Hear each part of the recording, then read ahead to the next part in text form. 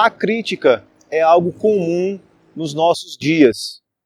Pessoas, instituições, celebridades, todas essas pessoas elas passam e enfrentam algum tipo de crítica em sua carreira e em sua vida. E com a igreja não seria diferente. Então a igreja, no decorrer de toda a sua história, ela enfrentou duras e pesadas críticas. Podemos destacar aqui dois nomes de peso. O primeiro é John Wycliffe, que todos da Igreja Reformada conhecem, e também o filósofo francês Voltaire.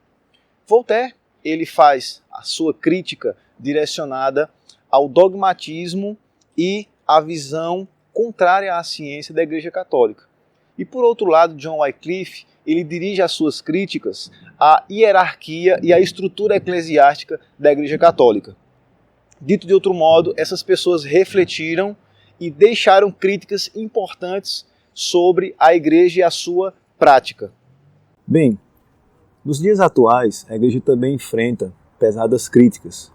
Só que a diferença é que as pessoas do passado, como Voltaire e John Wycliffe, eram pessoas extremamente e altamente capacitadas para realizarem esse tipo de crítica.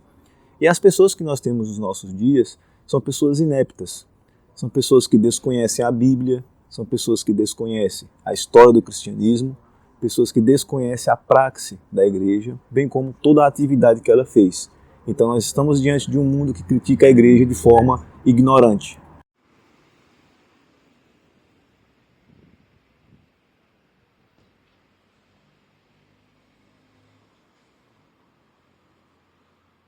Bem, quando nós nos deparamos com esse tipo de situação, nós percebemos que o público que está tentando de algum modo criticar a Igreja é um público inepto.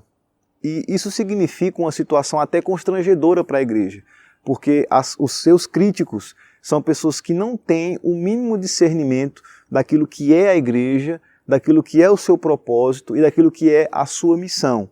Então, dito de outro modo, essas pessoas talvez passaram por alguma situação constrangedora. De algum modo essas pessoas presenciaram situações adversas, escândalos, e hoje as críticas dessas pessoas recaem como se fosse uma espécie de ressentimento, uma espécie de alma amargurada. E essas pessoas, de algum modo, elas tentam criar, através das suas críticas, uma igreja à sua imagem e semelhança.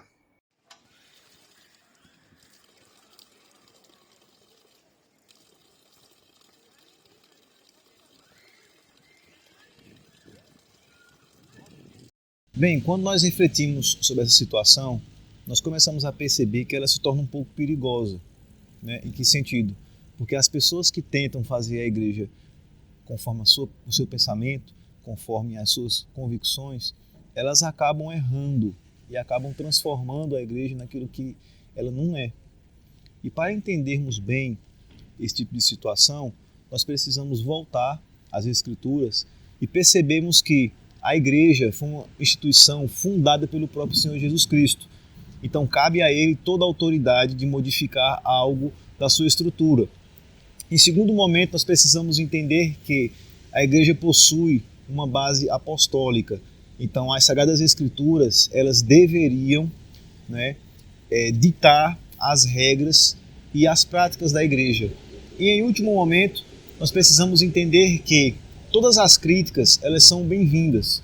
Contudo, algumas críticas, elas só podem ser realizadas se você tem conhecimento de causa, se você faz parte dessa estrutura e se você trabalha nessa estrutura, se você trabalha contribuindo para a missão dessa instituição chamada igreja. Do contrário, a sua crítica será apenas uma crítica de uma pessoa inepta e uma crítica voltada ou motivada pela ignorância. Bem, pessoal, chegamos ao final de mais uma reflexão. Espero que vocês tenham gostado. Se vocês gostaram, deixe o seu like, deixe o seu comentário.